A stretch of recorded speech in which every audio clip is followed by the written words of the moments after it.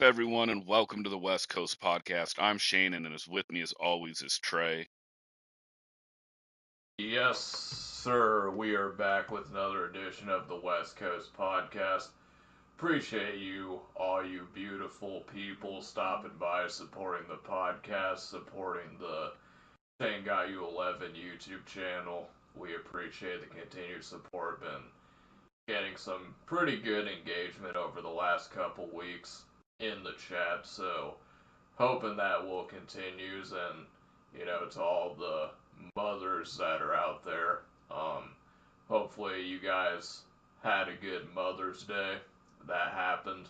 It was a thing, and then pretty soon it'll be summertime, which I'm not a fan of. I mean, I feel like it is already getting a little bit hot, although when you have Shane and myself in the same building, even though we're not in the same building, but we're kind of in the same building, it tends to heat up pretty quick, even though that sounded kind of gay, but you get what I mean. So but yeah, we are in, I would say we are in full blown summer. We kind of got the summer blues going on. There's not a whole lot going on the Madden side of things, but we do have some pretty interesting news, I'd say, from our guy Shane Got You 11 that I'm pretty excited to go through. And obviously we got the Would You Rather segment, and as people that have been watching this podcast and know that in the end we will make it work, because we are kings of the adaption.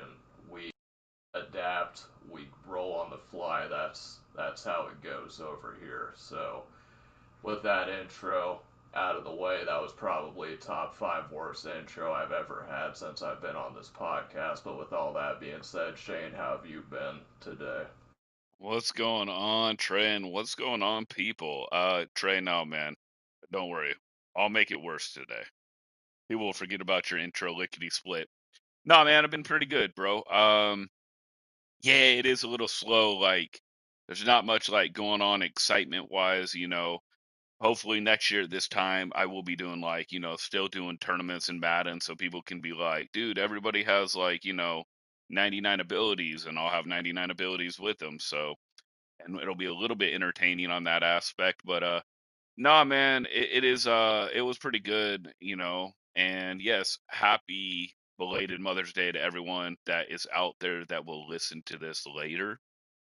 It was really good. It was really good Mother's Day. We went out to dinner. Uh, got my mom. Well, we watched it. Actually, we watched this. My brother play hockey actually on Mother's Day. I'm not gonna wait. That was the birthday. See, I'm already ruining it, Trey. Okay, see. Okay, let's refocus. So let's back up. So on my mom's birthday was May 7th. We went watch my brother play hockey.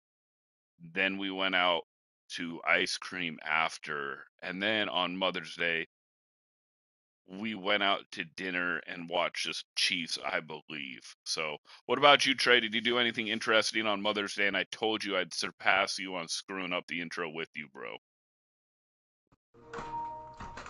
Yeah, I mean, it is what it is. I mean, like we said, we're just kind of figuring it out as we proceed. I don't even know what that sample is from. Shane's 50 years old, so he probably knows the origin of the "as we proceed," To like give you you hear in what you rap music all need. the time. I don't know if he knows where that originated from, but it's just like one of those things that I hear it, or I feel like I've heard it like 2 to 3 times in my life. But yeah, Shane, it is interesting though. You talk about abilities being 99 overall, and been playing some Madden over these last couple weeks because I'm a Madden head, have been for a long time, and it is definitely kind of gotten hard in these streets. You got the golden tickets that have just launched, and we got a celebrity. I think might be well, actually that's a lie, because I know they had like a WWE wrestler. I think Roman Reigns might have been in Ultimate Team like a year back or something. But Shane, there is a celebrity named Snoop Dogg. He has a few cards in Mud, and I have to say that Snoop Dogg card, he be laying the hits on people. The only critique that I have is that his number should have been 420. If EA Sports would have made Snoop Dogg's number in Madden 420, then I might have just a smidgen amount of respect for EA Sports had they would have gone ahead and do that. So, but I mean, for anyone else that is listening to us that is playing Madden this late in the year, let us know what you thought of Snoop Dogg being involved in Madden, and what do you think about the new golden tickets that have came out? There's a Tom Brady. I'm looking at it on my Madden screen right now. He's limited time, so he's probably a dog. So, but Shane, when we're talking about Madden and being kind of this late in the year and talking about celebrities and so forth, and I know that there's some celebrities out there that do play Madden. I'm just curious, is Des Bryant probably the one celebrity that you have played in Madden so far, and if so, are there any other celebrities that you know of that are nice on the sticks when it comes to Madden? I did hear LeBron James is really good at Madden. I don't know if that is an exaggeration or if he just beats up on like his friends, like his celebrity friends. I know that there was a few that Skimbo used to play in the past that I really I don't remember, I'm not gonna lie. I think it was from the Chiefs at the time. But no, the top name that I've ever played that I can remember from like a celebrity standpoint was Des Bryant, and it was Regs, and it was a good game for a little bit, but and then I kind of beat his butt in the second half of the game, like. But yeah, that's the biggest one I know. I know Snoop plays. I heard he's pretty good, but like I said, it is a difference in levels, right, Trey? Where the they think that they're nice, but they're nice for for normal people. That's why I'll always remember. I can't remember now that I said I'll always remember, but I'll always remember when I was on a stream a few years back watching a huge YouTube streamer that was considered good on Madden, and his people thought he was really good. And so he did money games. I can't remember the pro. I can't remember if it was Wes or no. I think it was Dubby at the time. Now that I think about it, and they did like a best of five series for some good cash, and Dubby just whipped him like 3-0. And the YouTuber at the time was like, the stream for the YouTuber was like, there's no way he would have lost 3-0. He wipes the floor with everyone, but there's levels to it. Just like just like in anything. But yeah, I mean, Des Bryant is pretty good, man. Des Bryant was pretty good. I give him credit.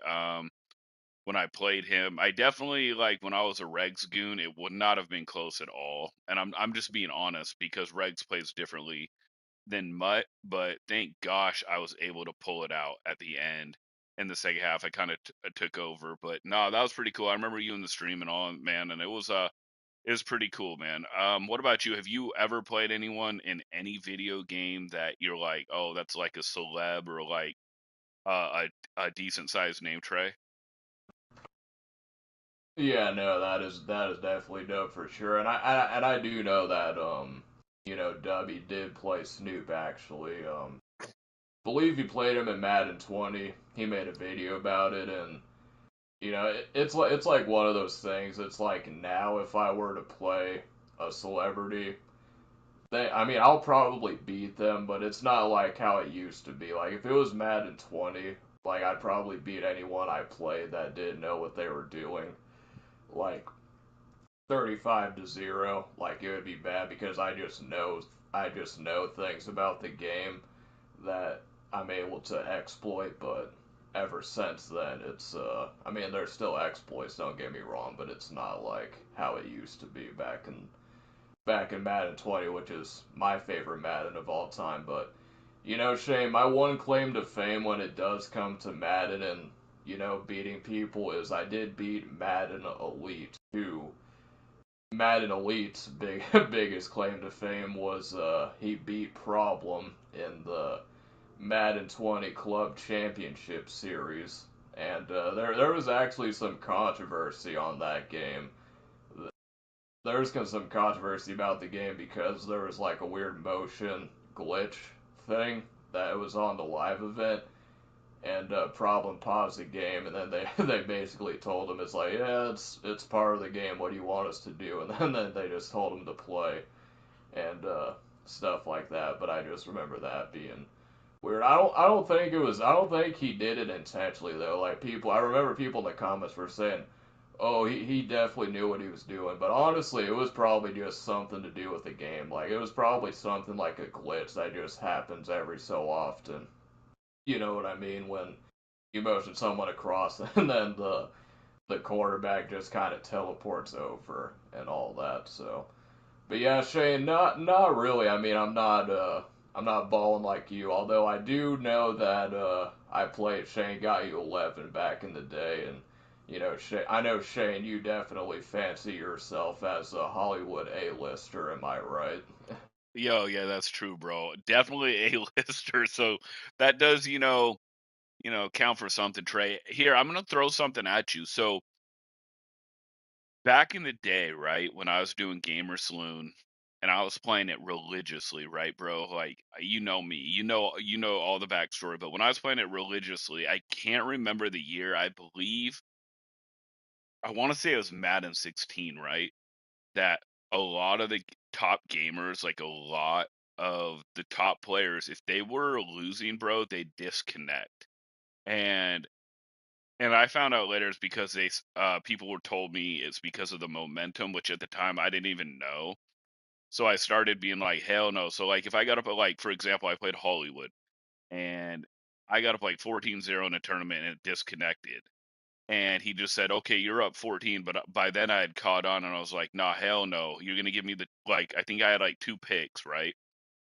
And you're going to let me get 100 yards rushing or whatever at the time. And then what happened was Gamer Saloon cracked down on it. And they said if you keep disconnecting, then the second or whatever they do, like second or third, you might be able to tell me exactly what disconnect. But if you keep disconnecting, you automatically lose. But they did do that trade for a while. I do remember when I was with Yardstick and Goose and that crew, and Yardstick was playing Henry tight and it got disconnected and Yardstick stopped him on our end, which I could see, but Henry said he couldn't play or whatever, and they had it run back or whatever. Um, but yeah, do you remember that they did that, or were you not on Gamer Saloon at that time playing a lot, Trey?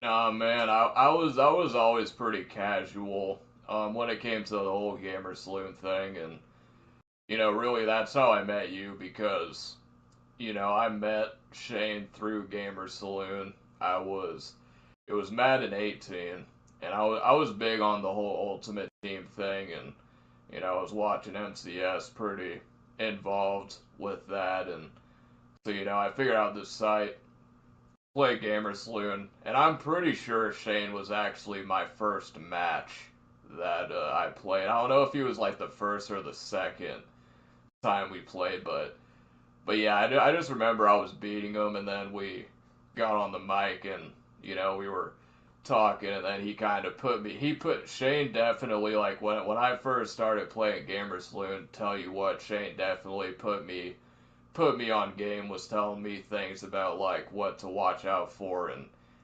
this and that, and he wasn't doing it in a way that's like shady, like, and that's a good point too, Shane, about how you were talking about the things that people were doing back in the days, like a whole bunch of shady business basically. And I know you have stories about that that can stretch, forever and so forth. But do you think that back when you first started to become involved in Gamer Saloon, do you do you think that at the when you first started you gave people the benefit of the doubt more often? And then over time, as you became more involved in the competitive community, like it just reached the point to where if someone is doing something shady, you kind of jump right away to yeah they're doing something shady. You don't give people the benefit of the doubt as maybe you once would when you first started out. When No, that's a perfect question, Trey. Yeah, it definitely made me have like I don't know how to like say it properly, like maybe like a closed off mindset with other people because so here I'm gonna actually throw it back even previously in previous years to when I made my one live event at Virgin Gaming. And I remember this day my brother and I both tried, right? So I wasn't like in the know then, and we both tried and I went through the bracket and I ended up making it. Hell of a game, hell of a win, but like my brother showed me stuff like look at this. Like this guy said he'll let me win for this amount of money and blah blah. And I ended up finding out that some of these people that were offering like spots into the single elimination part because you had to make it out of like a certain bracket to the single elimination, then you had to win to get to the live event. And basically my brother was showing me that people were offering money, so the shadiness was going on. So like you could try as many times as you wanted. I think it was like $5 entry at the time, right? Until the single elimination date started, Trey. So like these people would win it, and from what my brother was showing me, they'd win their part, so they made the single elimination. They'd sign up again. They would sign up again for the next, you know, tournament to try to get to the single eliminations, and they'd offer their spots to people for money because they've already made it in the single elimination. And I remember my brother being like, "I'm not paying $50 plus to like make the single elimination and then lose," because my brother was worse than me even before I got like competitive. Like he was decent enough, but I mean I was always really pretty good at it. But no, it started back then, man, and I didn't think anything of it. And like I said, a couple years go by, like late Madden 15, I'm like, oh cool, Gamer Saloon, and I signed up. And like the backstory, like I thought a few people were really really cool, and then I got really, really good in Madden 16, started beating them, and all of a sudden, that whole rift started, the whole drama started, and like all that stuff. And then I like there was a couple people, like I said before, like one dude I thought was really cool, and I beat him in a tournament, and basically I find out that he wanted to play me for another money game, Trey, and he tried to have us pro play under his name for $500, but another guy that we were mutually cool with told me, "Hey, don't. He's setting you up, yada yada yada." And so I called it out, and then like we didn't play, and then I just never really talked to the dude again. I think you know who I'm talking about. It starts with King. But yeah, it kind of like I learned over time, Trey, like messing with the Madden community, they really there's more people that are shady than people that are straight up with you. There's more people that will stab you in the back than help you out. And when you find those rare people like you or like Soul Crusher or like Beast or you know that it comes far and few between. You can really hang out with somebody that's cool and that won't burn you, that won't be shady. And yeah, over time, Trey, I learned that I would get burned by a lot of people, so I have a closed off circle now. And I try to trust, right? Because I want to trust people. I want people to be like um cool and loyal, but like I don't try as much as I used to. And it's not also my age, it's more I just know what the community is about, a lot of them.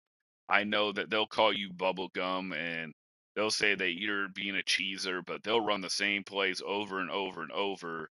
And they'll run bubblegum and they'll run this and they'll run that and then be like, oh, well, stop it. So, like, I really don't care what people have to say as much anymore. Like, I'll run the same plays and stop it, figure it out. You know what I mean, though? So, yeah, I kind of like, just to answer your question, like, it started actually at Virgin Gaming and I was like, wow, to what my brother, showed me. But then a couple years later, I wasn't really around for a couple years, and then late Madden 15 into Madden 16, I was like, oh. And then I got really by like Madden 19, Madden 20, I knew that most people are out for their own, and they will take that $5, even if it's a $5 game. You know what I mean, Trey? Yeah, no, I definitely know what you mean, and the Madden community is shady, and it is very much like when you talk about the whole competitive circuit, it is very much cult like. That is why all the tournaments are Ultimate Team nowadays. I mean, it's even worse nowadays. Back in the day, they would have one or two tournaments that the barrier to entry wasn't ridiculous, and then after that, it just went into mud and so forth. And we had D Jones on the podcast, and I think you would agree with me, Shane. But I'm pretty sure D Jones kind of got blacklisted from the competitive scene. Like if we're being blunt about the whole thing, but I kind of got that vibe that D Jones was kind of blacklisted from the competitive community at the time, and because he was always seen as kind of an outsider kind of dude, and like, and who are some other guys that, because when you say that Yardstick, and I know you and Yardstick know each other, and I don't know if you guys are cool now, but I know you kind of had a falling out. But I think Yardstick started out kind of like he was kind of an outsider, but I think over time he kind of became one of the cults and stuff like that. But yeah, no, the whole Madden community thing is, like, it's all Ultimate Team. They don't want the D Jones or the Yardsticks to come by and make a run at the tournament.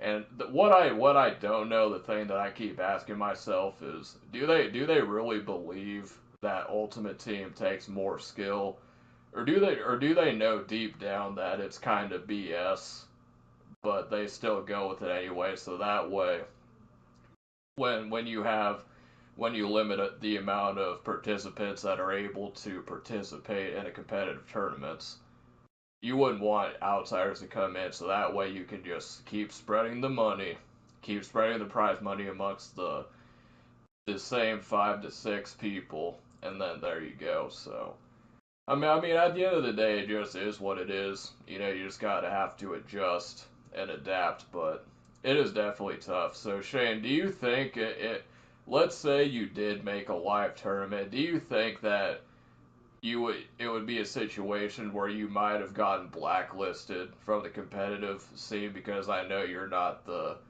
kind of guy that's going to kind of conform like maybe a Yardstick might have. So No, that I mean, this is beautifully done. I mean, you beautifully wrote an opening for me to jump into. I mean, I got a lot of stuff to like go back on and just kind of talk about what you were speaking on and adding to that.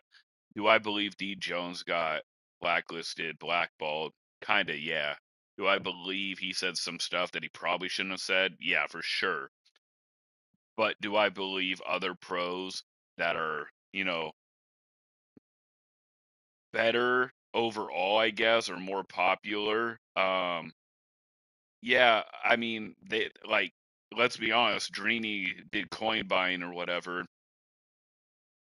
got banned, said he wasn't gonna jump onto their whatever, I think it was Good Morning stream for EA unless they unbanned him, and they unbanned him. And another thing of throwing about Yardstick, yeah, Yardstick and I are cordial, we're fine. Like, I'm fine. But what's really wild on that, Trey, is when he first started doing well. I mean, I've told the story enough, but yeah, he definitely became super meta and way better when Goose joined the crew and Goose like schooled him on everything. But when Yardstick started winning, right, Trey? A lot of the Madden community that were top pros were saying that he was like trash and he got lucky beating them and he's not that good and he it's garbage and yada yada. And well, now that he's won enough and he's really cool with like cool with Goose and makes runs and all that stuff, he's popular with the community, and so now they treat him differently. And it definitely, definitely like here I'm gonna give some like couple things of like wisdom on my part. So when they had Mutt Draft, Trey, they had Mutt Draft, right? And they had it as a tournament. It was supposed to be random playbooks, yada yada yada, just to see how well you adjust, right? Well, what happened when they did the whole Mutt Draft tournament is people were complaining, people were upset that they didn't get their playbook, but this pro got their playbook.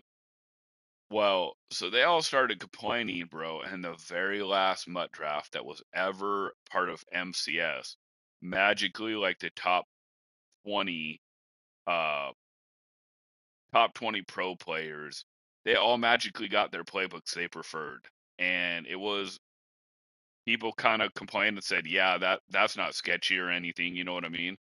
That doesn't seem like it was set up. And it probably was. Like, it probably really legitly was. Or like, here's another thing, Trey. Like, they'll call you a bot or they'll say you're terrible, right? Like, Space Jam would say that I was like terrible because all I would do was run and blah blah is trash, and I blew his ass out in Mutt Draft. Well, then by the end of the year, all that kid did was run and then tell people, "Oh, stop it!" And then people were running. That's why I don't really care what anyone says. And like, Space Jam is like cool with me and like decent where we're cordial too. Like I have no bad blood, but it just goes out to show you, man. And get this, there was a time that it wasn't all Madden. It was all pro. And I remember, I don't know if it was on Gamer Saloon tournaments, like the big ones, or I believe it might have been MCS in uh Madden 16 or 17. I don't know, or Madden 18. It was one of the years, Trey, that they had all pro as the the tournament settings. And when I wanted to be on all Madden, some of the pros at that time would be like, "No, it's because you want the computer to play for you. All pro is much better." They just switch up, Trey. So what I figured out is do what you want, win how you want, and don't care what they have to say, Trey. Yeah, no doubt, and it's like you said about how people Space Jam. One minute he's saying, "Oh well, stop it," and then the next minute he's complaining, but he's you know what I mean. But and it's even like that. Like it doesn't even have to be in the freaking competitive market. I mean, I can't tell you how many times that I've just been playing, chilling, doing my thing, and then someone gets on the mic and says, "Oh, you're running the same play," and then they find a play that works, and do they are they hypocritical? Do they listen to their own advice? I contradicted myself there, but do they listen to their own advice? Nope. They keep running this. They keep running the same play. So I guess the moral of the story is for anyone out there that's playing Madden, whether that be on a casual level or a competitive level, just screw these dudes. Like, win how you want to win, because believe me, if they can do the same thing to you, they are going to do the same thing to you. So you might as well do it to them. It is what we call a dog eat dog world in this Madden game. So it was pretty cool. I always like picking Shane's brain when it comes to this Madden stuff, and I'm starting to get a little bit back into the players lounge, kind of thing, and it's kind of interesting because they do a lot of Ultimate Team stuff with like the tournaments, and stuff. And I remember back in the day, like when I first started playing on Gamer Saloon back in 2017, Ultimate Team was not really an option. It was always, strictly regs. And, poor Shane, he had to switch from doing regular teams, playing with regular rosters and so forth, to adjusting to Ultimate Team, and he had absolutely no idea what he was doing, what he was doing when it came to Ultimate Team, and I think he still kind of doesn't know what's going on. He's still figuring it out, kind of, but Shane, how brutal? I mean, we might as well just talk about it too. Why not? But how brutal was it? Because I don't think people realize when you first started playing Ultimate Team, you had absolutely no idea what the whole concept was or anything. So, how was that transition? And we're like 4 years since you've been playing MUT consistently every year. Would you still say that you prefer regs over MUT at this point, or has MUT kind of grown on you more as the years went by? Honestly, Trey, what's really crazy is, yeah, it was like a whole new world. No joke. Stepping from regs into MUT, it was like a whole new world. Um, and they it was really difficult to figure out like the abilities and all this stuff because I came from a time period, right, where it was all about regs. It was all about like just pick your team, you play the best, the best guy wins. And yeah, a lot of people ran the same team, so it doesn't matter on that because in MUT, most people, if they have money, they buy, the best teams, which is fine, I guess, on that. But it depends. Like, I love regs, and if they went back to it as a whole tournament, I would be cool. If the whole year they did, hey, we're gonna do regs, I'd be cool with it because not in MUT, people aren't really running with different teams. You know what I mean? They're not running with like, oh, this guy's running with Barry Sanders, and this guy's running with you know,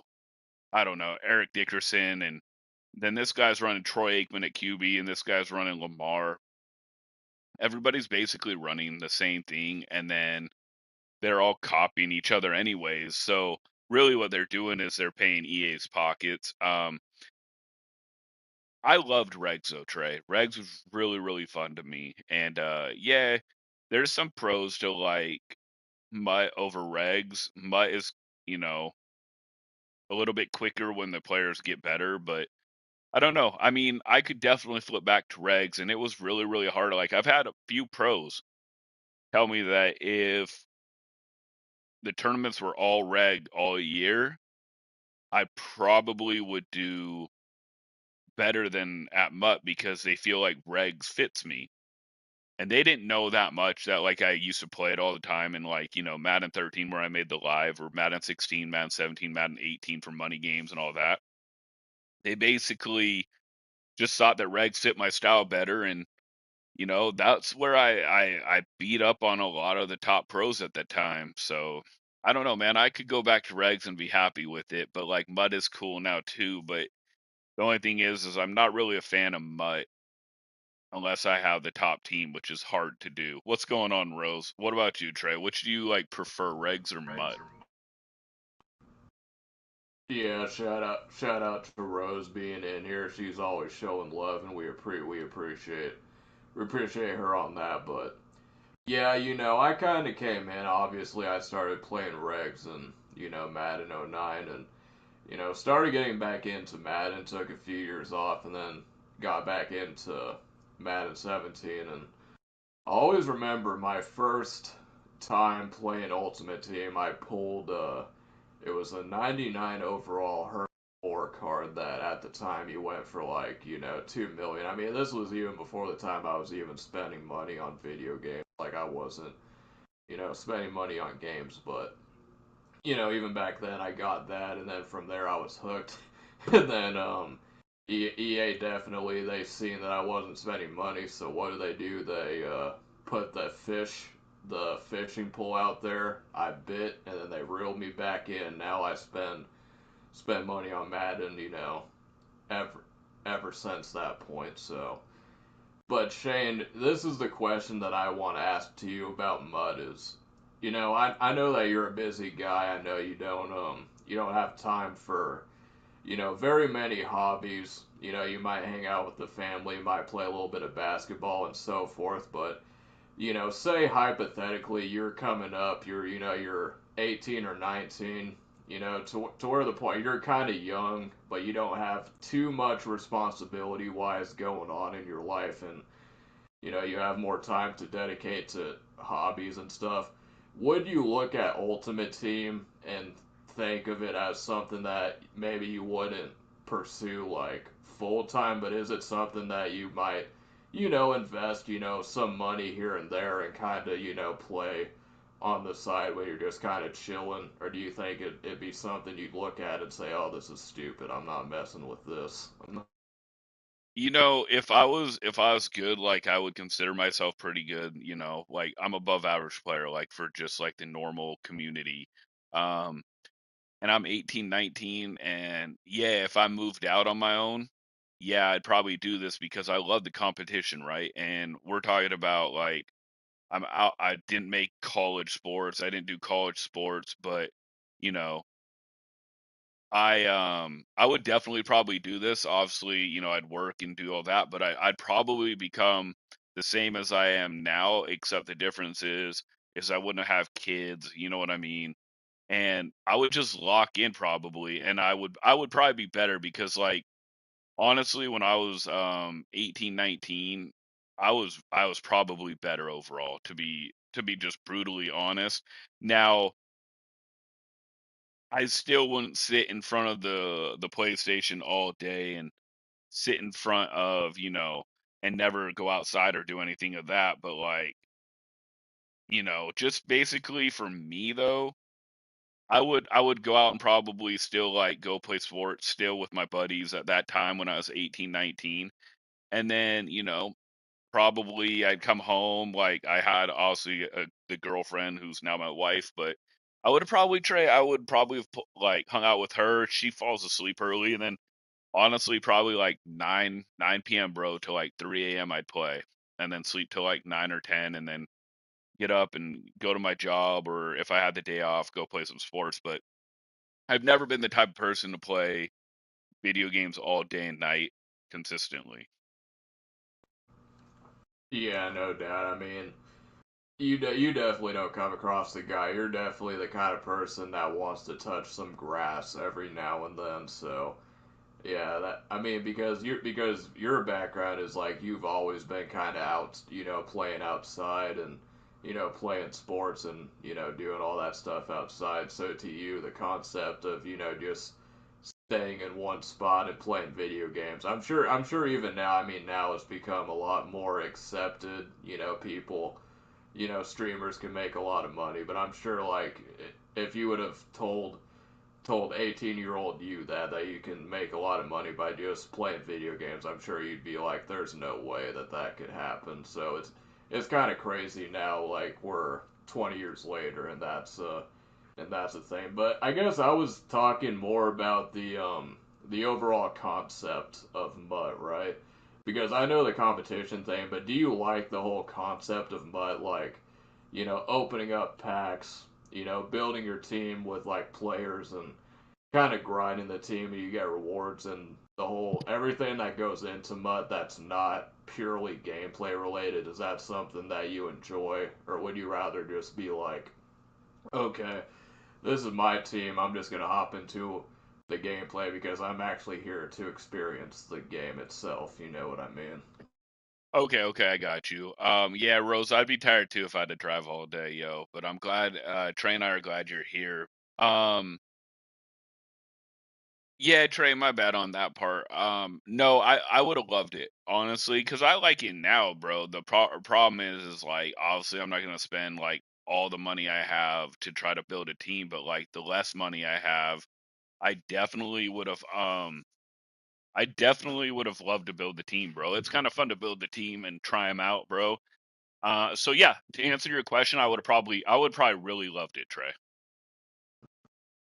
All right, so Shane, Shane really loves it. He loves the concept of mutt. You heard it. You heard it here first. Shane, the mutt bug, the mutt bug is definitely grown on Shane. He's bit Shane, and now he's infected, and now he is one of us. So it's always a good thing. But kind of switching gears from the whole Madden side of things because you tested me earlier today, and you've had some of your music from back in the day that has made appearances on YouTube.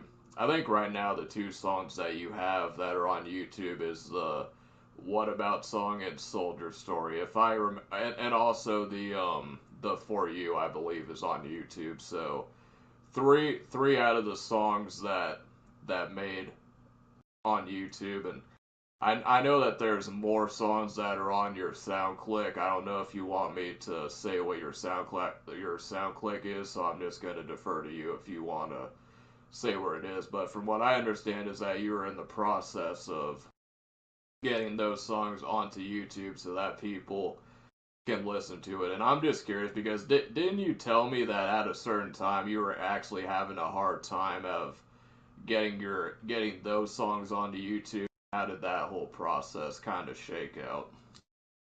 So yeah, so you are mainly correct. I got 4 songs on YouTube. I got a couple songs on TikTok. Um, the 4th song was just me and you, but yeah, you nailed the other 3 perfectly. The only weird thing is the 4th one is on like TuneCore because TuneCore is where now if you want to, you can definitely like upload your music from that. And if you pay a price, if you pay an amount, they send it all the way to like all these different channels, right? Well, obviously my more popular one was just me and you. But yeah, I mean, on the SoundClick one, basically, I'm gonna be honest, it's more my less favorite songs that I kept up on there because there was a time when I was signed on Phantom Music where I had to remove the top songs. Unfortunately, the studio that I am I went to is closed down. It's no longer around.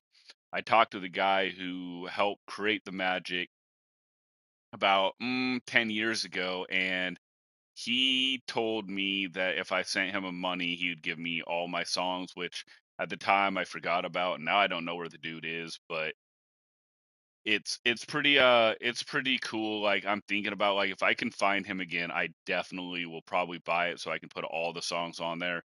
2 of the songs that I'm uploading that I'm waiting for TuneCore to approve and transfer over, they are gonna probably do it here within a day or two, and it should be sent to YouTube. I don't know if they'll put it on their TuneCore or if they will allow it to be on my channel. It depends on where it goes. But no, man, it is it's really really cool, bro, how it's going on. And these 2 songs that are being uploaded honestly are one of my better ones in my personal opinion. And it sucks because at that time I was getting better at it. Like I hit the lightning, right? I hit the lightning when I got just me and you. When I got just me and you, I hit lightning. That was my first studio song trade, first track. Went in by myself, met people I didn't know. I paid them you know, for the co-artists for them to be on the track with me, and and I was lucky, Trey. The very first song I ever made was just me and you, and it made the radio, it made Copacabana, it was played at weddings locally. Um, it helped me get signed by Phantom Music, and then a couple other songs got put on Phantom Music. One was actually 2 of them aren't even I can't find them. One was Death, and the other one was Don't Say a Word. They were on SoundClick for a while, Trey, and they were like number one like for months until I had to take them all down. So like just the ones remaining on SoundClick, Trey, are kind of the ones that are like either the ones I've already uploaded so people don't even have to worry about it, or just ones that weren't my favorite and I left them off. But no, these last 2 songs that I uploaded, I believe they are the last ones that I created. I'm pretty sure actually these two that I'm gonna waiting for TuneCore to accept, Trey. They will be hopefully on YouTube by the end of the weekend. And I felt like from a flow standpoint, from a rhythm standpoint, I was, definitely hitting my stride and was getting better than even the radio ones, because I was 19 to like 22 or 23. But yeah, the two that I'm waiting for are I Ain't Changed and Stand Up. And I definitely tried, definitely believe I was heading in the right direction, but life gets in the way and I kind of stopped, which I regret now, but I don't think it would have changed that much. I think I had my 15 minutes of fame right with my first track and the other couple songs right after it. But I mean, from a rapping standpoint, a flow standpoint, and a rhythm standpoint, these last two songs that I'm uploading, I still have other ones that hopefully I can get from the guy Wade down the road. Those were my last ones I ever created, and I was definitely on the up and up, in my humble opinion, on that, Trey. Yeah, no, definitely. I mean, I've been listening to some of your stuff for a long time, and the crazy thing that kind of sticks out to me when I listen to your music is that it doesn't really sound dated at all. Like I listen to it and it doesn't really seem dated a lot, and the music kind of sounds fresh, and like even for like you recorded this in the early 2000s, so and I mean the quality was definitely on point. It didn't sound like it was like recorded in like a basement with just like a crappy mic. Everything seemed pretty studio quality. And I think my favorite one though is the drive through. I don't know if you remember doing the drive through skit. That one was pretty funny. I like that one a lot. And but yeah, I would say my favorite songs are like I did like the stand up song a lot. I thought that one goes hard, and definitely the What About song definitely are two of my favorites. But yeah, for the people that are watching this, for people that are going to be tuning in on the back end of this thing, know that Shane got you 11 at one point in his life. He definitely had bars. He had bars and he had charisma and everything. So, just so people that are aware is that Shane got you 11 at one point was that guy when it came to music. But Shane, it's cool, like a lot of people can say that they have their 15 minutes of fame. I mean, at the end of the day, not everyone can be a Jay-Z or a Michael Jackson or an Eminem or someone like that. I think for the most part, it's, you get your 15 minutes of fame, and then you kind of accept a paycheck, and then if you're smart with your money, if you're fortunate enough to get a big lump sum from doing music, you invest in other businesses, and then that's kind of how you do it. So, do you think that when you look back on rapping and stuff of that nature, who was there like a rapper that you wanted to collab with, that the record label that you were looking for was like, oh yeah, we could get you connected to this guy or that guy. Was there ever any talks about that? And if you could collaborate with any rapper back then that you were like, oh yeah, if I ever got to this point, I would like to do a song with such and such. Was there anyone like that? Funny story though, Trey. The drive through was based off of my buddy that I did it with. His, I believe it was his nephew, and he was like 2 or 3, and he didn't talk. It was like na na na na na na na na, and we would be like, dude, we can't understand you, which is kind of messed up now, but we were like at that time like 16, 17, right?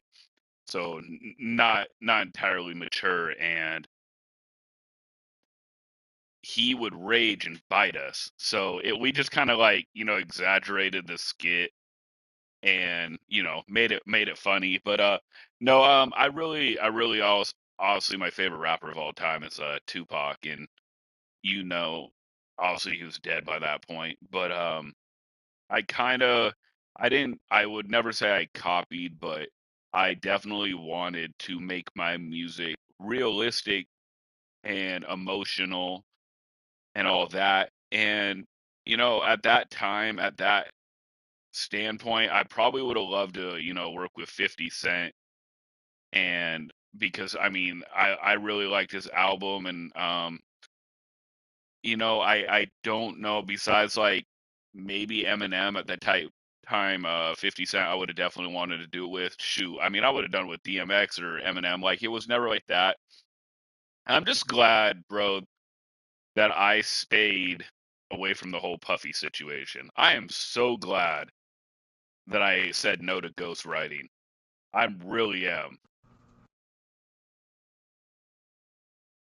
Yeah, yeah, no doubt. And I mean, we spent, the earlier part of this podcast talking about, oh yeah, the Manic community is shady, this and that, but really when you sit back and you analyze it and you think about the community that you might have at one point in your life been associated with, then all of a sudden you're like, well, the Manic community actually isn't really that bad compared to the kind of stuff you might have been exposed to had you taken up on that opportunity. But so like, would you say in like the early 2000s, because I believe that's when you started rapping, right? That was around the time that you were kind of involved in the whole rapping. Would you say that those guys that you mentioned, you had the 50 Cent, the Eminem, DMX's, like those were like the top guys at the time as far as rap goes, right? Or who are some of the other early 2000s rappers that were kind of hot at that time period, if you can remember?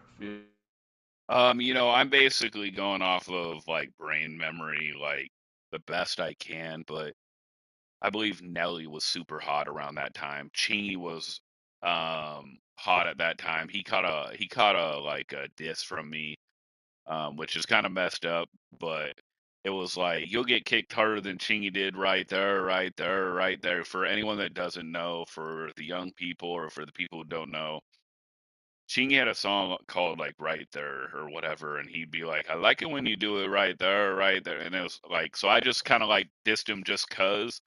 And I loved like the confrontation, right? I loved the drama back then. Like, I was young and stupid. Like, me now, I would avoid it, right? I would just make music and avoid it. So, honestly, I started on I think it was eBaum's World, like EBAUM world.com or something, and I would make diss tracks versus people from like New York Online, put it on there. It was based off my computer, so like I started rapping probably 2000, so I was 16 about, and I would rap with my buddy and another buddy. But I was the one, when they went home, I was the one staying up all night on the weekend, like literally producing it, making the beats, making the echo if I wanted an echo, adding, you know, like I don't know, adding stuff to the beat and the music to make it sound cool. In my opinion, it was crappy quality. Like, I'm not gonna lie. And basically, my buddy moved away, and I was solo dolo, and it was like 0203. I was like, all right, what am I gonna do? Like, I was like a little nervous going into the studio by myself, but I had the money, I had the time, and I was like, whatever, let's go in and do it. I said, yo, you got a singer who can sing on this song? Because originally that song, Just Me and You, it was my dude. To this day, he's my dude. He's back in town. So what's up, Jason?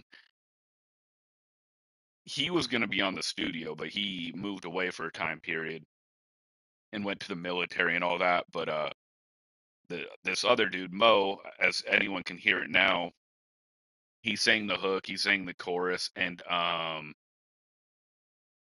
it was pretty awesome, man. I'm more proud of myself for actually going to the studio by myself at 19 years old and hanging with a bunch of grown men that I didn't know.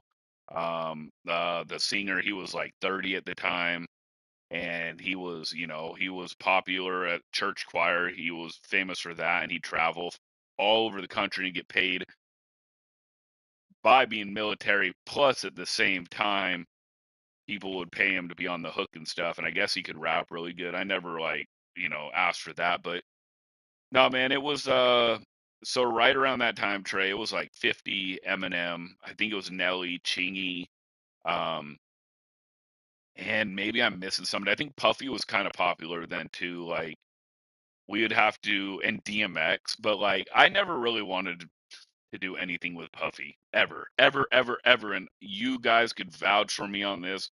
Pre no Diddy, pre Diddy being like Bill Cosby Jr. and saying, "Hey, let me put that in your pudding pop." But it was more about like, oh, West Coast, East Coast. Like I said, I was dumb as hell, you guys. I was dumb as hell, but like it probably saved me, right, Trey? It saved me from ghostwriting for Puffy. For all I know, he might have been like, Shane, rhyme liquid and and this and that and but anyways, I almost said some things that like I had to stop, so I apologize because I didn't want to get in trouble. So Trey, yeah, anyways, long story short, I would have loved working with DMX. I would have loved working with 50 Cent at the time, and Eminem would have been cool for sure as well. Yeah, no question. You said something interesting though. You said that you did the whole diss to Ching, which really it wasn't a diss. It was just kind of a play on words about his song, and you were just kind of.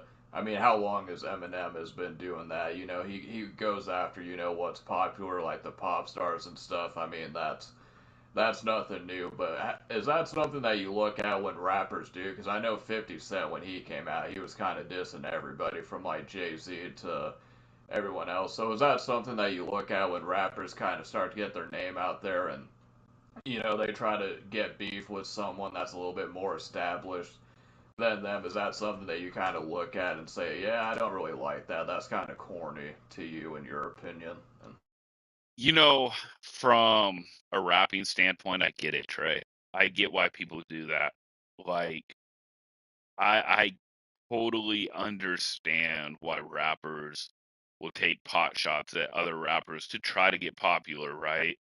Um, 50 Cent had that song "How to Rob" where he dissed everybody before he got shot 9 times, right? So he was trying to make a name in the game, and I understand that. And I didn't really do it too much. Like I didn't do it too much at all. I more was like I thought that how he said right there was corny as hell. So I don't know. I took a pot shot at there, and like, there's a couple of songs, like I've said it in the past on this podcast where my friends could vouch when I put it on SoundClick that there was a couple of Ti songs, Ti lines that he came after me, and there was known at that time that rappers would go on the underground and kind of copy or take or use and claim it as their own. I had a couple lines that he said it just like me, but like months down the road. And I like Ti, but like at the same time, it is what it is. I'm not mad at him. I'm not mad at anything if he did or if he didn't.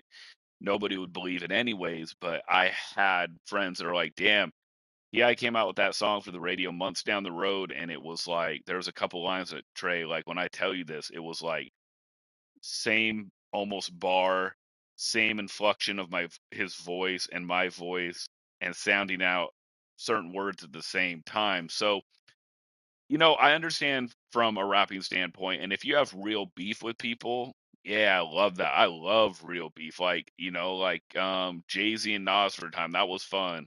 Eminem and Benzino, Eminem, Whitey Ford, Tupac and Biggie.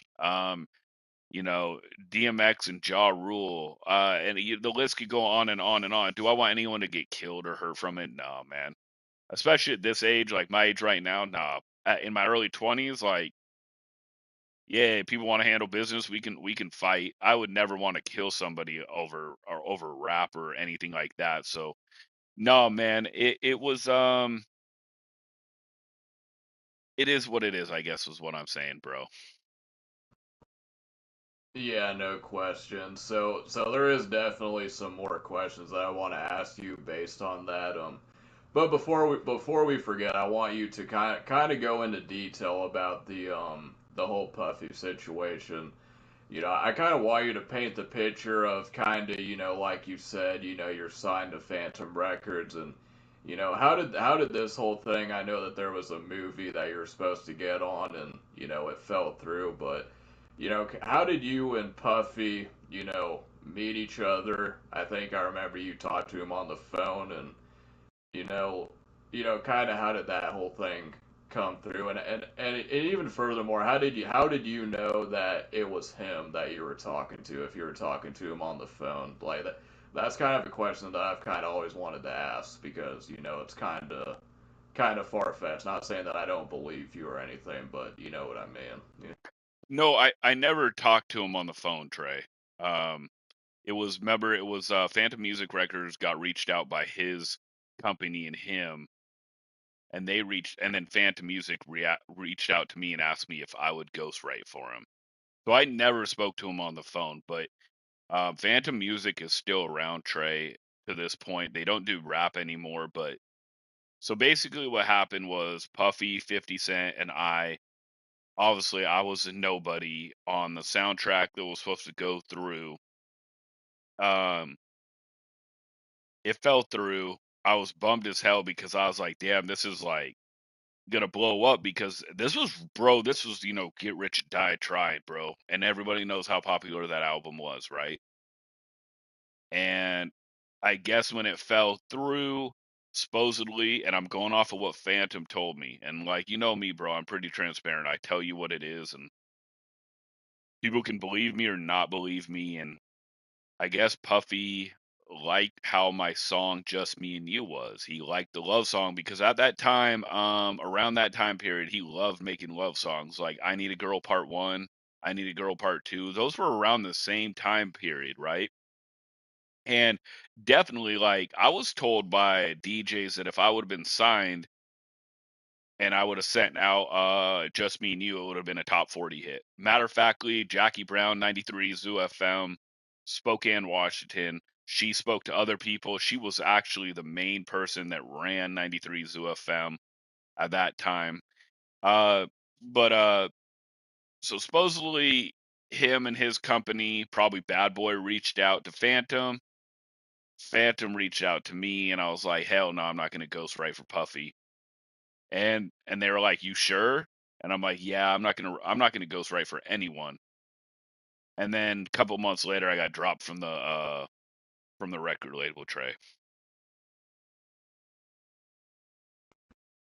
Right. So when they approached you and they offered you this proposition, and your first instinct was hell no, I'm not doing that, and so it was never a thing in your mind to where like you even for a minute kind of considered doing it. It was like from what you're saying, it was like as soon as they told you, hey, this is what we got going on, you were like, nope, f that, I'm not doing it. Is that pretty much the gist of it? And do you think because of you saying no, is that why you think you kind of got waxed, so to speak? You know, man, me now, I still wouldn't have done it, especially what came out to light with the whole Diddy stuff and all that stuff, man. He's just not a good guy, right? Um, but at the same time, man, I probably would have made some decent money off of it, right? If I had ghost wrote for Puffy at that time and made the love songs that they were putting out during the early 2000s, I probably would have made a pretty penny. But I was 100% against ghostwriting for Puffy. And honestly, from my memories, I was pretty against ghostwriting for anyone. And to think that I got, like dropped from the label a couple months later after that, yeah, I do think that was part of it. I think they would have kept me if I would have said, hell yeah, I'm gonna ghostwrite for Puffy, they would have kept me on for at least a year. I think I got dropped right after the music fell apart, the movie, excuse me, the soundtrack. And then when I said I'm done, I'm not ghostwriting for Puffy. I think right then, for all I know, maybe Puffy and his publicists were like, "Oh, that guy's never gonna make it in our business," and they dropped me because of that. I have no clue. Right. Did they ever like when they approached you? Did they give you like some kind of incentive? Were they like we want you to ghostwrite for Puffy. Here's the amount of money that we're gonna offer you. Or was it just like, yeah, we want you to ghostwrite for Puffy? And would it have changed if they would have said, hey, Puffy wants you to songwrite him, and he's gonna give you $100,000 to write one song? If they would have approached you like that at that time, and they actually gave you the amount of money that you could make, and it was like some insane level of money, would you have done it then?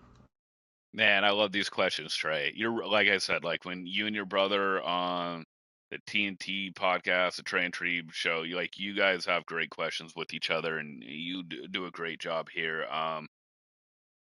You know, I was hard headed back then, man. I was really hard headed, and I just remember being annoyed that I'd have signed like 50 pages or something. I can't remember exactly, but like my mom and I had to print off all this paperwork when I signed to Phantom Music. I had to sign so many pieces of paper. 50 might be an exaggeration, but it was thick as a book, bro. And then we sent it back, and then I was on that label, and all I remember after the soundtrack and the movie fell through is they came to me and said, "Hey," and it was in the email format, which I don't have that email anymore because it was under my mom's name, and like she just kind of, yeah. Anyways, it was something like, "Hey, Puffy would like to know if you would like to ghostwrite songs for him. Please let us know. Sincerely," I don't remember the owner of Phantom Music at that time. And I just strictly wrote back like, "No, I don't want to ghostwrite for him." I think I said, "I don't want to ghostwrite for him or anyone. Thank you, Shane Fogel." And they wrote back, "Okay, thank you." And then like I said, couple months later, bro, um, they dropped me. But now, if they would offer me like 100K, 200K, like me now, yeah, I probably would have taken it if I didn't know anything like what Diddy did. But like right now, if I just thought like, oh, he's an East Coast rapper that like beefed with the West Coast, yeah, I would definitely ghostwrite for it now for the money. But at that time, I'll say trade. No, I don't think so. Oh damn, yeah, yeah, no, that's crazy. Yeah, that's definitely crazy. And like even back then, I mean, I'm sure back then, it was, people make raps because they want to get paid. But I would say, back in like the early '90s to late 2000s, I think back then people cared about the art and like the creative process about music in general. I think back then people, even though it was people just wanted to get paid. I think back then it was more about the art, and like you said, you were definitely kind of, in fact, you were in like the West Coast side of things. You were West, Tupac, and that whole thing. But and that was another question that I wanted to ask you about the whole beef things. You rattled off some beefs that were going throughout the time, and the one beef that I want to get your opinion, because I don't think I even asked you about this one in particular. But what was your thoughts about the whole 50 Cent versus the Game diss that has been going on? Obviously, people got killed over that beef, and stuff like that. But were you a Game fan when he dropped, and he was kind of seen at the time as someone that could have brought the West Coast back to life, so to speak? I like the game. I enjoyed the game's music. I mean, I do remember him on the dating show when he had like a butterfly around his eye. I think I actually watched it with my mom at the time. I think the whole 50 Cent game beef is more ego on the game side. I mean, 50 Cent is a super smart businessman, super smart with his money. He definitely, if you go into his circle, from what I've found out and from what I've heard from people, like when I've watched all this stuff, is he's a super loyal dude. So if you're inside his circle, 50 Cent will be loyal to you. He'll treat you as good as you can ask for. But if you toe the line, he's not going to like you. And I think with Game, it was an ego thing. Game had some bangers, man. So, like, I just think the whole 50 Cent Game beef is not really going to be like, I don't know. I think they will become cordial as the years go on down the road. Whereas like 50 Cent and Ja Rule, I don't know if their beef will ever be peaceful in that sense of being cool with each other, because like when Irv Gotti died, 50 Cent trolled Irv Gotti. So, I mean, some beefs are forever and some beefs are just rap beefs, if that makes sense. So I think more game 50 Cent is more rap beef. I know some people got hurt. I know there's a shooting outside. I think it was the New York radio station Trey at that time. But nah, man, it's wild how, and it's maturity, right? So like when I was 15 to 24, I was like, yeah, I love all this beef. I love the beef. I love it. The drama. Oh, now at my age, I'm like, man, dude, like this is stupid from an outside point looking in.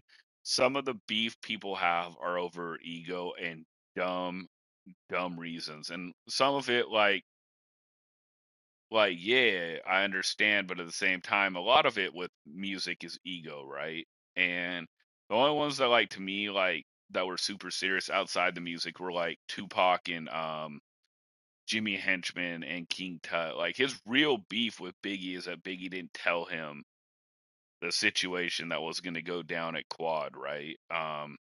50 Cent and Ja Rule, that was a real like I hate you, I will hurt you beef, you know. And then, you know, like I said, and then some are just rap beef, Trey.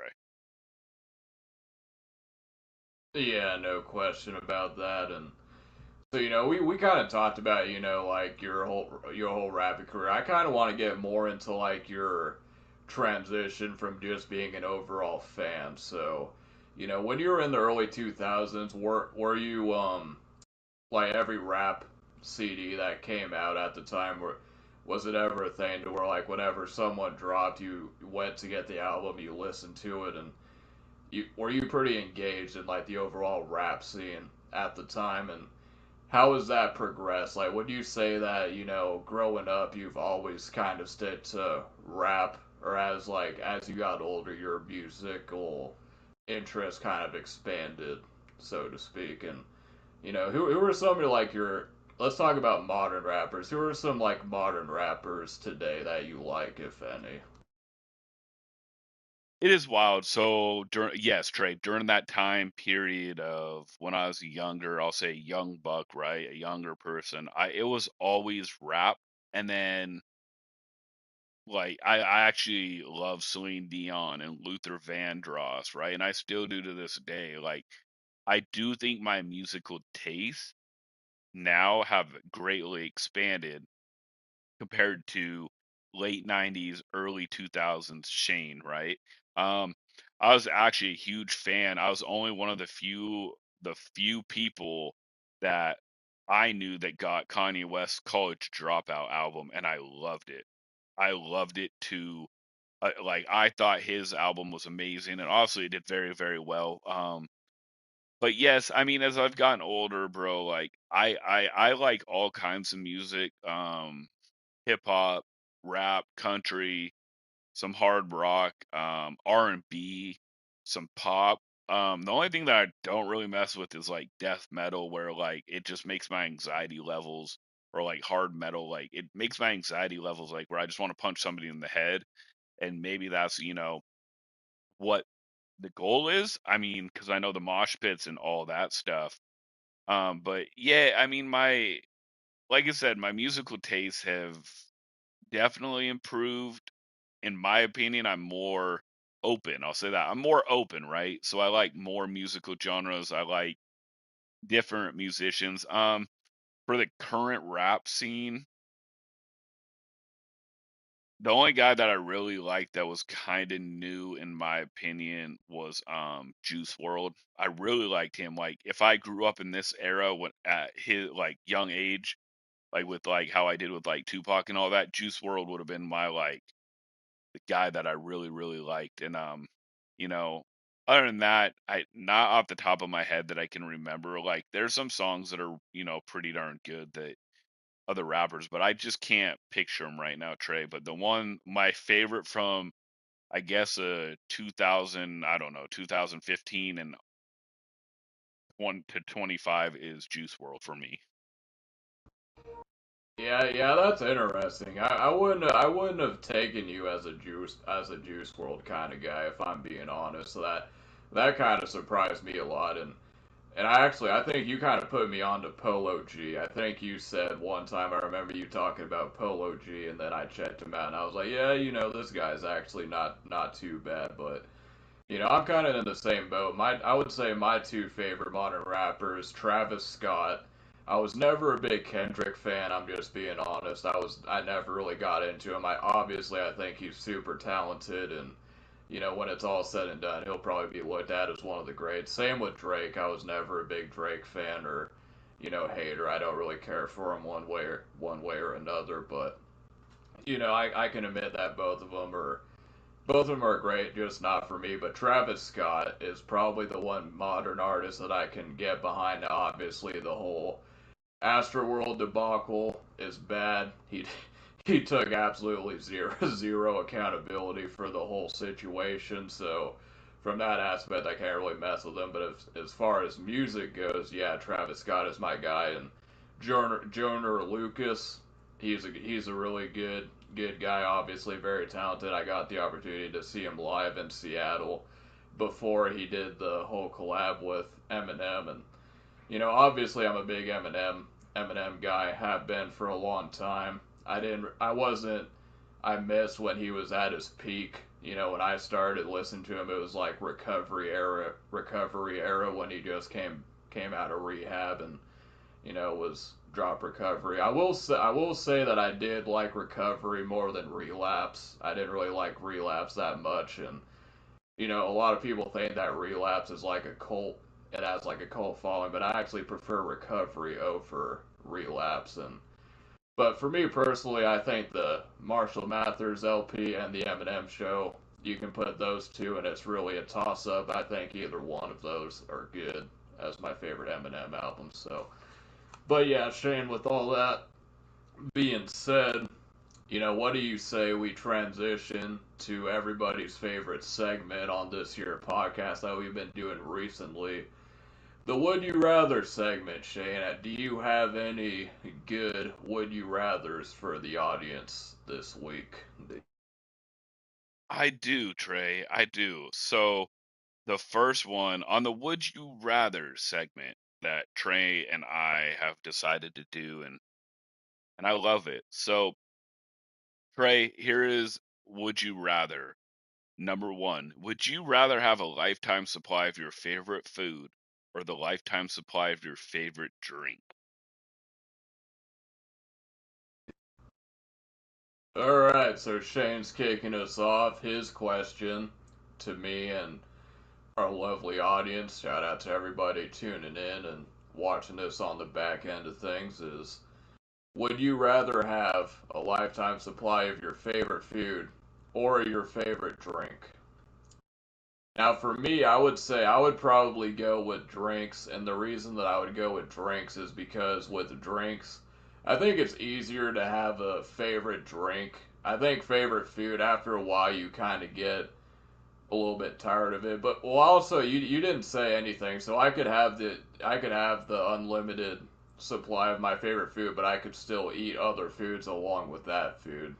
Dang, that's all right. I would probably still go with the drink though, because I think over time you spend a lot more money like on drinks and stuff than you do with food, especially maybe for me because I'm a big energy drink guy. So for me, I would probably go with energy drinks and save money that way. So I'd probably go drinks with that one. What about you, Shane? What would you pick in that scenario?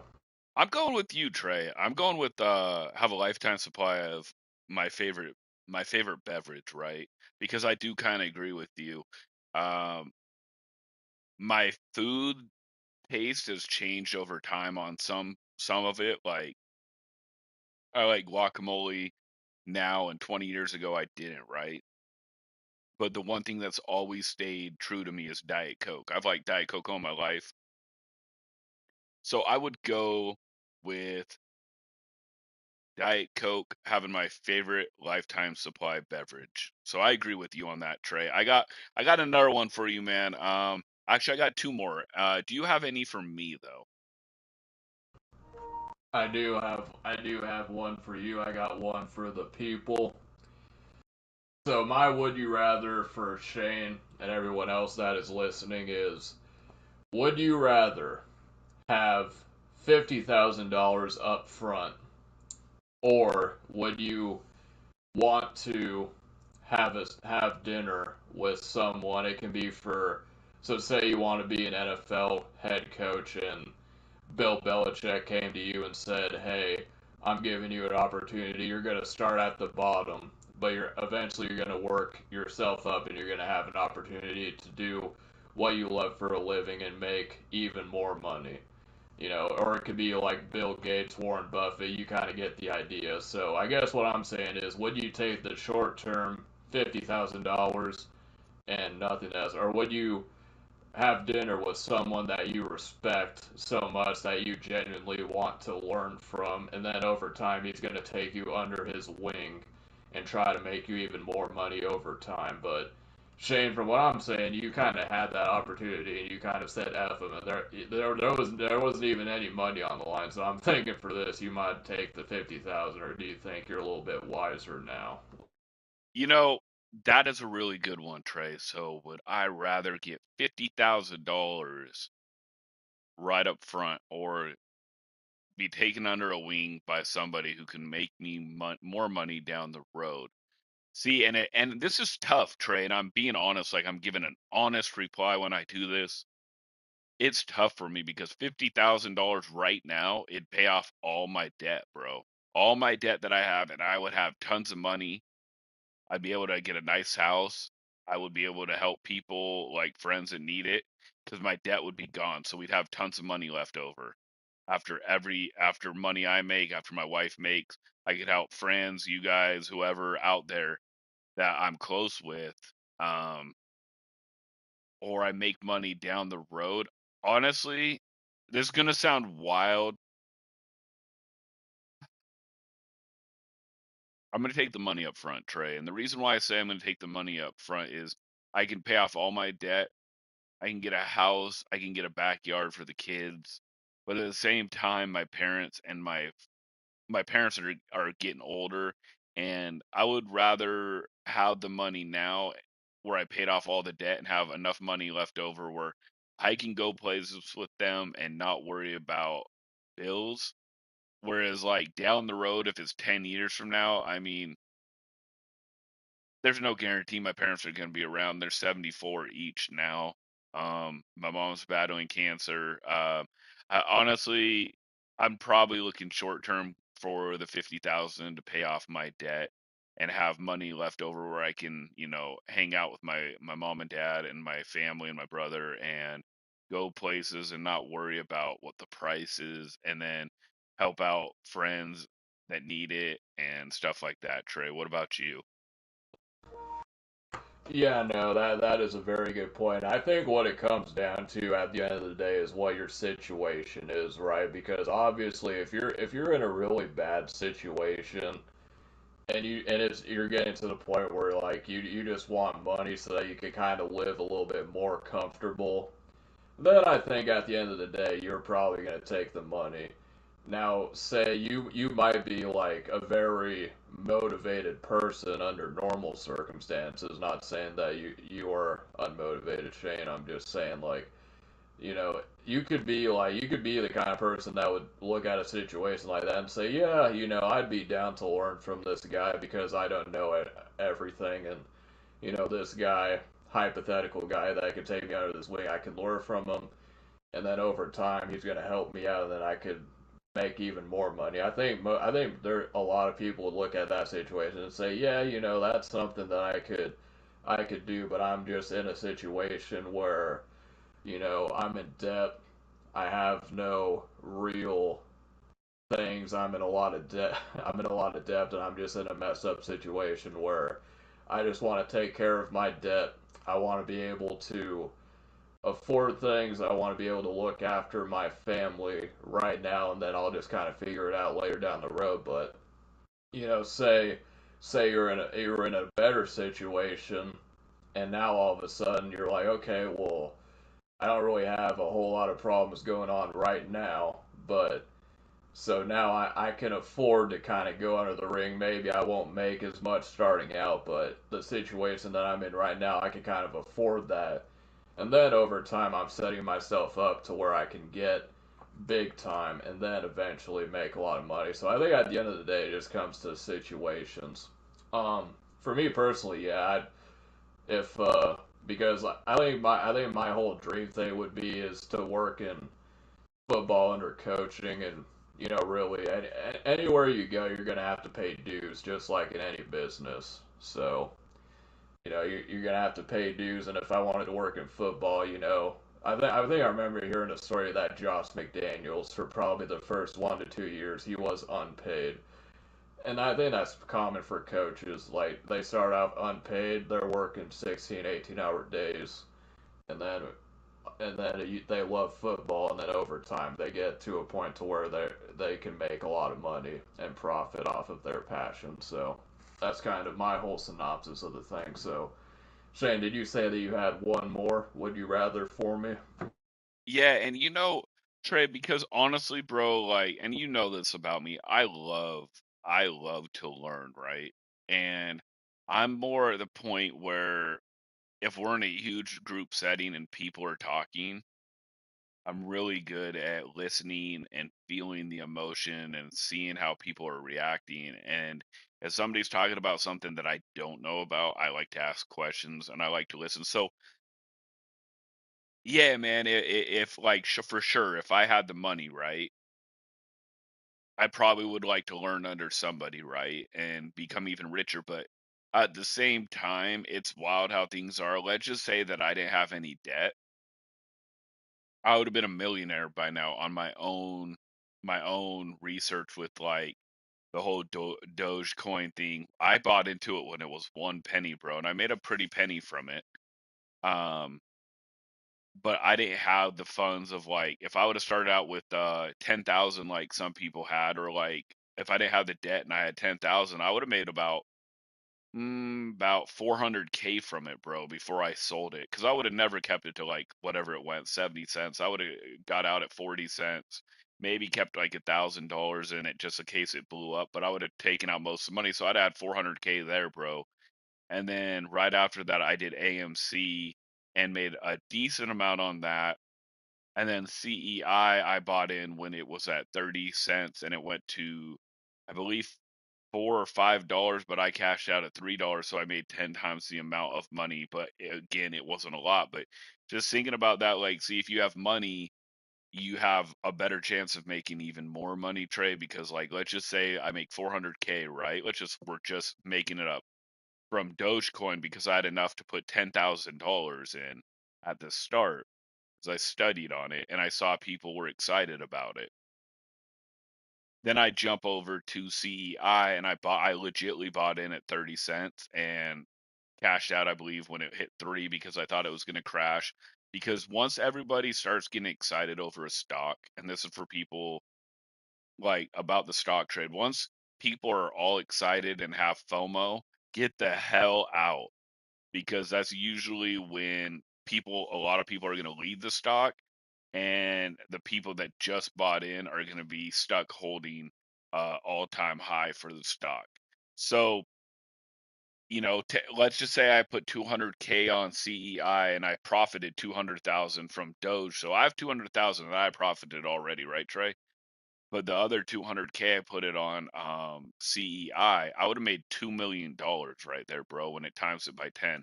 So like, I don't know, like, I just think that having a lot of debt causes a lot of people to have issues with making money. But yes, it would be cool at the same time to learn from somebody you respect or something that you like. So Trey, I have an easy one. I actually had two more, but we can just do one more if you want. It's up to you. But would you rather have a yeah, let me restart it, Trey. Would you rather have a rewind button or a pause button in your life? Yeah, maybe Shane, you could have dinner with Martha Stewart, and then she could just give you all the inside information about stocks and everything. And you you'd be all set on that. But Yeah. Yeah, no, so, but to answer your question, would I rather have a rewind button or a pause button? I'm gonna say, I don't think a pause button would really do much for me. I think a better question would be like fast forward. But the thing about fast forward is, like, if you ever think, like, my life is boring, I want to pause, I want to fast forward, or even rewind, really, think about it. Adam Sandler has a good movie. It's called Click, if you've seen it, and it's a very good cautionary tale when you think about it. I mean, you start, wanting to fast forward stuff, and then before you know it, it's all over. But to answer your question, Shane, I would probably say rewind. I would probably, if I could go back, I would probably, honestly, and I think everyone says this after they reach a certain age, but I would go back to when I was in high school and I would try to apply myself. I would have tried to do better in school, try to figure out something in terms of like college and stuff. And I think overall I would try to go back to high school. I would have been more involved in like sports and stuff than I was back then, and I think that's probably what I would have done. What about you, Shane? I, this was to me, this was pretty cut and dry. Like, I understand the whole like pause button because a lot of people are like, like if you have young kids, you want to pause it because they're only little for so long. Um, they only believe in certain things for so long, or like your parents, they're getting older, so you pause it. But I mean, to be honest, then you just rewind time. But I know why they're saying, well, if you rewind time, maybe your young kids aren't there, right? Or your friends not there. But nah, man, I would rewind. I would rewind the button to when Bitcoin was like 10 cents, bro, or whatever it was, like 10, 12 years ago, and I would buy like $1,000 worth, and I'd be one of the richest people around in this area. So yeah, I probably would have done that. I would probably, because at the time, like, I don't remember when it was 10 cents, bro. 15 years ago, 10 years ago, doesn't matter. I was making good money, so I probably, since I know what I know now, since we're rewinding time and it doesn't say you'll lose memory or anything if you rewind time, I'm putting like $15,000 on Bitcoin, bro, at 10 cents a piece, and I think it's at like 50,000 plus right now. So yeah, you'd make a pretty penny now. You know what I mean? Oh yeah. So Shane, what? So you said your memory doesn't go away if you don't rewind. So what if like before COVID hit and you like invested in like bound like the toilet paper? I don't even know what company makes toilet paper, but is that something that you could have done? Like, could you like if you knew about COVID and it's like 2019, could you have invested in like toilet paper and like I guess like sanitary stuff, and then you'd be able to make a lot of money from that. Oh yeah, bro. Anytime, because it doesn't say that you would lose memory or anything. I didn't say we'd lose memory, so you'd remember it. So I mean, you could do multiple things actually, Trey. You could do Bitcoin and then know that in 2019 you sign up for Angel or put money towards Angel, I believe, toilet paper. I think that's what it's called. Put tons of money towards that. Put tons of money towards what you said, like hand sanitizer and all that. So I have a little bit of a little bit of a funny would you rather, and definitely we'll be putting this on TikTok, everyone, and hopefully you guys chime in on the would you rather segment. So Trey, the final would you rather segment is would you rather always have to sing instead of speaking or dance everywhere you go? Um, yeah, would I rather sing everywhere I go or dance everywhere I go? That is a funny one. I mean, my voice, the way that my voice is right now, I don't think I could sing if I wanted to. I think I'd be more fit for like what do they call it, like a baritone something like that. I think I'd be more suited for that. But I mean, dancing. I mean, if it was like a woman, I'd probably say dance because they could just twerk everywhere, and I could like seeing that. But no, for me, I would probably choose the singing one, Shane, on that one. Trey, that was actually really difficult because I was picturing in my brain while you're talking, like I'd have to like two step everywhere I go, or I'd have to be like singing, and nobody wants to hear me sing, man. But I think I'd sing, right? I think I'd go with you, what you picked, and I think I'd do singing, bro. So yeah, I mean that is I mean I think we kind of agreed, with the would you rather segment this time. I think we agreed on which ones we pick this on this podcast, Trey. Yeah, no doubt. We definitely agreed, and not only did we agree, but we actually got some insight into Shane Got You 11's stock portfolio. I mean, you talk about DJ Vlad. He's out here putting out Vlad stocks, but I think Shane, what the people really need is they need some of that Shane stock action, some of that Shane stock advice. Is that something that might be coming down the pike? Maybe like a members only type thing where you give out stock advice to people and stuff. Yo, we'll definitely figure it out, man. Like we might have some fun this year in Madden 26 late night goal questions people can ask and all that stuff. We'll see how that goes, but you know, just so I know, I did post it, you guys, in the podcast right now. Make sure you go check out the Trey and Trebe show. They put out some funny ass podcasts every week. I put the link in the comment section on this podcast. So make sure you go out, you check out Trey and his brother Trebe on the Trey and Trebe show on YouTube. If you guys want to go and support them, all you have to do is click on the link that I put in the live chat, which will be played back as well when you listen to it after we're done from the live podcast. So make sure you guys go check out the Trey and Trebe show on YouTube. You guys have a funny podcast. You guys got the studio going. It's really impressive to see. Trey, do you have anything else to add?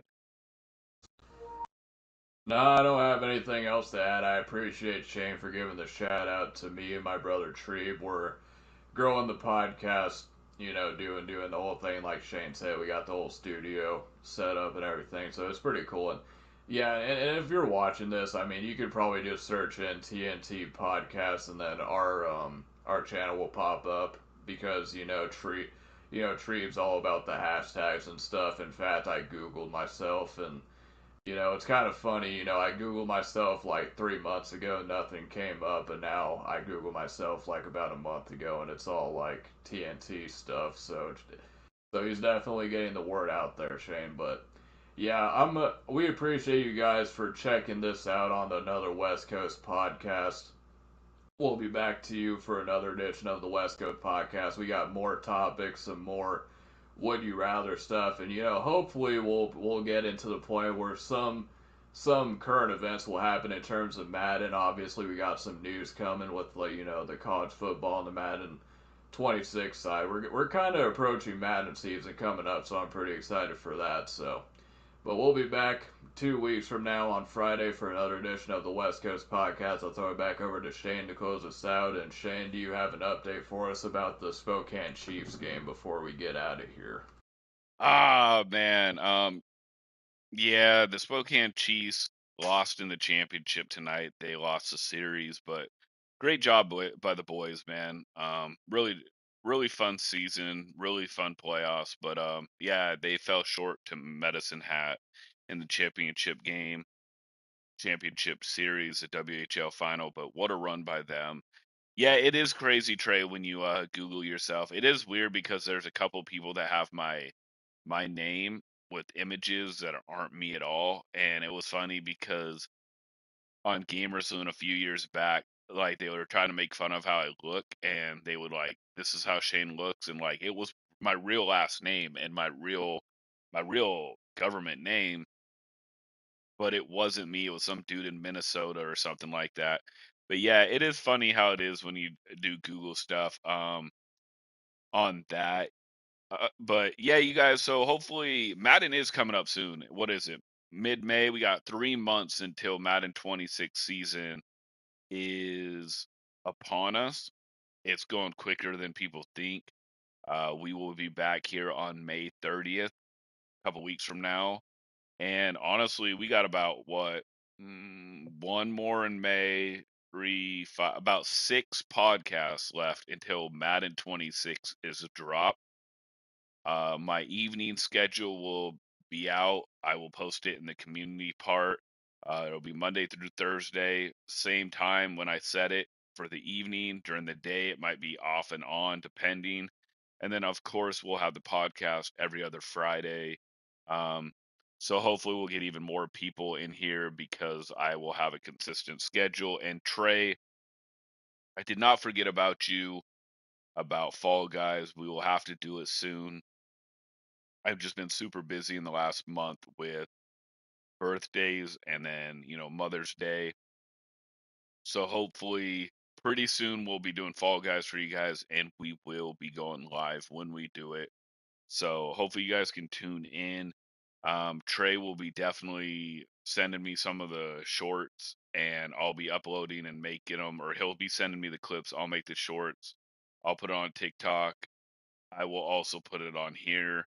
Hopefully, you guys are part of it. I know when I ask questions on the community section, you guys have been fantastic voting and all that. So we thank you, Trey, and I thank you.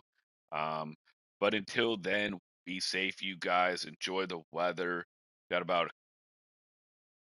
few more months of nice weather, at least where I'm at and Trey's at. So, anyways, you guys, we will see you May 30th for the West Coast podcast. Thank you so